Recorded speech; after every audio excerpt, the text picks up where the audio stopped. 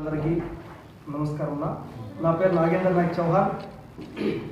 YSR Congress party STCL రాష్ట్ర కార్యదర్శిగా పనిచేస్తూ ఉన్నాను.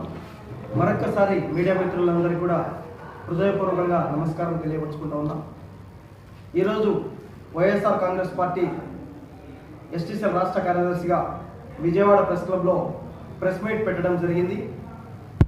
మేము ఈరోజు ఆంధ్రప్రదేశ్ రాష్ట్ర వ్యాప్తంగా వైఎస్ఆర్ కాంగ్రెస్ పార్టీ బలోపేతమే లక్ష్యంగా పనిచేస్తూ ఉన్నాను.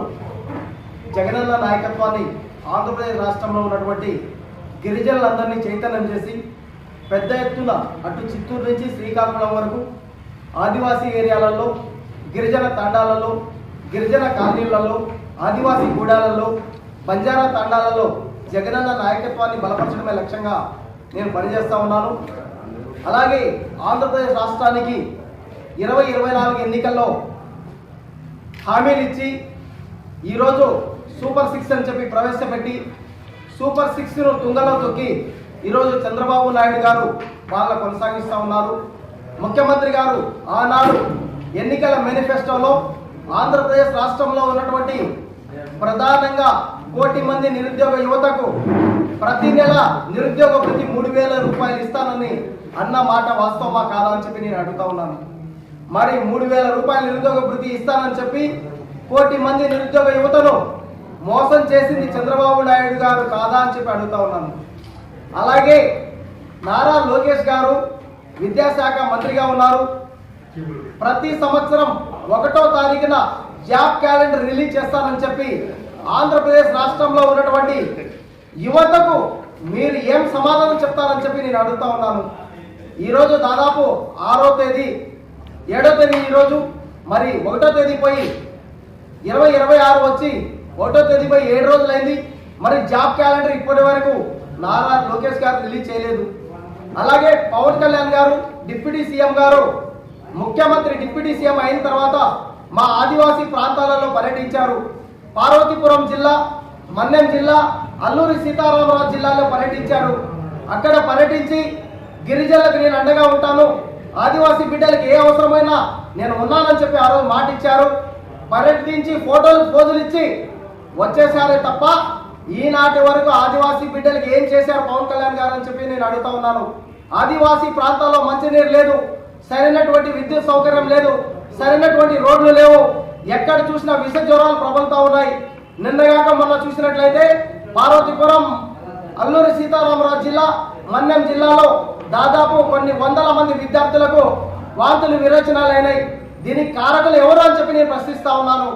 అంతేకాదు మన మహిళలకి ఆనాడు 2024 ఎన్నికల హామీలో ఆంధ్రప్రదేశ్ రాష్ట్రంలో ఉన్నటువంటి ప్రతి ఆడబిడ్డకి మహాశక్తి పథకం కింద ప్రతి ఆడబిడ్డకి 18 సంవత్సరాలు నిండిన ప్రతి ఆడబిడ్డకి 1,500 రూపాయలు ఇస్తానని చెప్పినటువంటి మాట వాస్తవమా కాదా? మరి ఆ హామీ ఏమైందని చెప్పి నేను ప్రశ్నిస్తా ఉన్నాను చంద్రబాబు గారిని. మరి ఇప్పటికి 2 సంవత్సరాలు కావస్తా ఉంది తెలుగుదేశం ప్రభుత్వం, కూటమి ప్రభుత్వం అధికారంలో ఉండి. మరి మహిళల పరిస్థితి ఏంది, నిరుద్యోగుల పరిస్థితి ఏంది? మరి రాయలసీమ ప్రాంతానికి రాయలసీమ లిఫ్ట్ ఇరిగేషన్ అనేది చాలా అవసరమైన ప్రాజెక్టు. మరి ఆ ప్రాజెక్టు పరిస్థితి ఏంటి అని చెప్పి నేను అడుగుతా ఉన్నాను. అంటే రాయలసీమ ప్రాంతంలో ఉన్నటువంటి రైతులు బాగుపడడం మీకు ఇష్టం లేదా? రైతాంగం చల్లగా ఉండడం మీకు ఇష్టం లేదా? ఈనాడు రాయలసీమ ప్రాంతం ఈరోజు కరువు ప్రాంతంగా విరాజిల్లుతూ ఉంది. ఎంతో మంది రైతులు ఆత్మహత్యలు చేసుకుంటూ ఉన్నారు.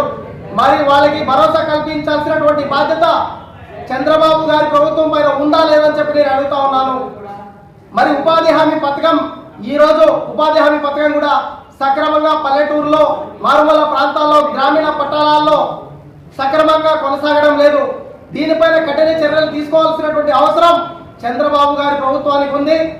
నిజంగా 3 సిలిండర్లు ఇస్తామని చెప్పారు, అక్క చెల్లెమ్మల జీవితాల్లో వెలుగులు నింపుతా అని చెప్పారు.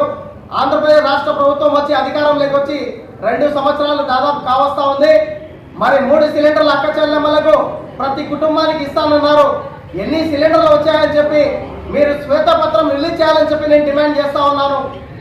అంతేకాదు ఈరోజు ఎక్కడ చూసినా అక్రమ కేసులు బనాయిస్తా ఉన్నారు. వైఎస్ఆర్ కాంగ్రెస్ పార్టీ ఆధ్వర్యంలో ఎంపీలు కావచ్చు, ఎమ్మెల్యేలు కావచ్చు, కార్యకర్తలు కావచ్చు, సామాన్య నాయకులు కావచ్చు, ఆంధ్రప్రదేశ్ రాష్ట్రంలో జరుగుతున్నటువంటి పరిణామాలపైన ఎవరైనా ప్రశ్నిస్తే అక్రమ కేసులు పెట్టి ఈరోజు జైల్లో పెడుతున్నటువంటి ఘనత చంద్రబాబు గారి నాయకత్వంలో ఉంది. మరి మేము ఒకటే చెప్తా ఉన్నాం, ఆంధ్రప్రదేశ్ రాష్ట్రాన్ని కాపాడాల్సినటువంటి బాధ్యత కూటమి ప్రభుత్వం పైన ఉంది. అభివృద్ధి అన్నారు, అభివృద్ధి ఏమైంది? ఈ రోజు రోడ్లు ఎటువంటి పరిస్థితుల్లో ఉన్నాయి? మరి ఈ రోజు మారుమూల ప్రాంతాల్లో, పట్టణ ప్రాంతాల్లో ఆంధ్రప్రదేశ్ రాష్ట్ర వ్యాప్తంగా నిజంగా చెప్పాలంటే రైతులు చాలా ఇబ్బంది పడుతూ ఉన్నారు, యువత చాలా ఇబ్బంది పడుతూ ఉన్నారు, మహిళలు ఇబ్బంది పడుతూ ఉన్నారు. ఈ రోజు తల్లికి వందనం ఎప్పుడు ఇచ్చారు? మొట్టమొదటిసారి సంతకం పెట్టిన వెంటనే తల్లికి వందనం ఇస్తాం, ప్రతి బిడ్డకి ఇస్తామని చెప్పారు. మరి తల్లికి వందనం 1 సంవత్సరం తర్వాత ఇచ్చారు. ఈ విధంగా అబద్ధపు హామీలు ఇచ్చి ఆయన ఎప్పుడు ఏం మాట్లాడతాడో చంద్రబాబు గారికి అర్థం కావడం లేదు. పవన్ అన్న ఒక మాట పైన ఏనాడు నిలబడినటువంటి ఘనత పవన్ అన్నకు లేదు. ఒక మాట చెప్తాడు, రేపు ఇంకో మాట చెప్తాడు. మరి నారా లోకేష్ గారు ఇప్పటికైనా జాబ్ క్యాలెండర్ ను తక్షణమే రిలీజ్ చేయాలి. ఆంధ్రప్రదేశ్ రాష్ట్రంలో ఉన్నటువంటి ఆ యువతను ఆదుకోవాలని చెప్పి నేను డిమాండ్ చేస్తా ఉన్నా. YSR Congress party ST cell రాష్ట్ర కార్యదర్శిగా లేని ఎడల రాబోయే రోజుల్లో నిరుద్యోగ వృత్తి పైన, మహిళలకు 1500 ఇవ్వాల్సినటువంటి డిమాండ్ పైన, అలాగే 3 సిలిండర్లు ప్రతి కుటుంబానికి చెందే విధంగా వైఎస్ఆర్ కాంగ్రెస్ పార్టీ ఆధ్వర్యంలో మా గిరిజన జాతి బిడ్డల కోసం అటు చిత్తూరు నుంచి శ్రీకాకుళం వరకు రాజీ లేని పోరాటానికి శ్రీకారం చుడతామని చెప్పి కూడా ఈ సందర్భంగా నేను తెలియపరుచుకుంటా ఉన్నా. ఈరోజు ఎస్టీసీల ఆధ్వర్యంలో, వైఎస్ఆర్ కాంగ్రెస్ పార్టీ ఆధ్వర్యంలో ఈరోజు ప్రెస్ మీట్ పెట్టడం జరిగింది. ఇప్పటికైనా చంద్రబాబు గారు రాయలసీమ ప్రాంతాన్ని ఆదుకోవాలి, రాయలసీమ ప్రాంతంలో ఉన్నటువంటి యువతను ఆదుకోవాలి. 20 లక్షల ఉద్యోగాలు ఇస్తామన్నారు. మరి 20 లక్షల ఉద్యోగాలు కాదు, 2,50,000 మంది వాలంటరీ వ్యవస్థ ఉంటే ఆ 2,50,000 మంది ఉద్యోగాలు ఊడగొట్టిన ఘనత చంద్రబాబు గారు అని చెప్పి ఈ సందర్భంగా నేను తెలియపరుచుకుంటా ఉన్నాను. ఇప్పటికైనా ఆదివాసీ బిడ్డల సంక్షేమాన్ని దృష్టిలో పెట్టుకొని మా ఆంధ్రప్రదేశ్ రాష్ట్రంలో ఉన్నటువంటి ప్రజానికానికి మంచి పరిపాలన అందించి మెప్పు పొందాలే తప్ప అబద్ధపు మాటలు చెప్పి, అబద్ధపు హామీలు చెప్పి ఇలా అధికారంలోకి వచ్చి ప్రజలను మోసం చేయడం ఎంతవరకు సమంజసం అని చెప్పి నేను తెలియపరుచుకుంటా ఉన్నా. రాబోయే రోజుల్లో రాజీ లేని పోరాటానికి శ్రీకారం చుడతాం. మీ Nagendra Nayak Chauhan, YSR Congress party ST cell రాష్ట్ర కార్యదర్శి, ఆంధ్రప్రదేశ్.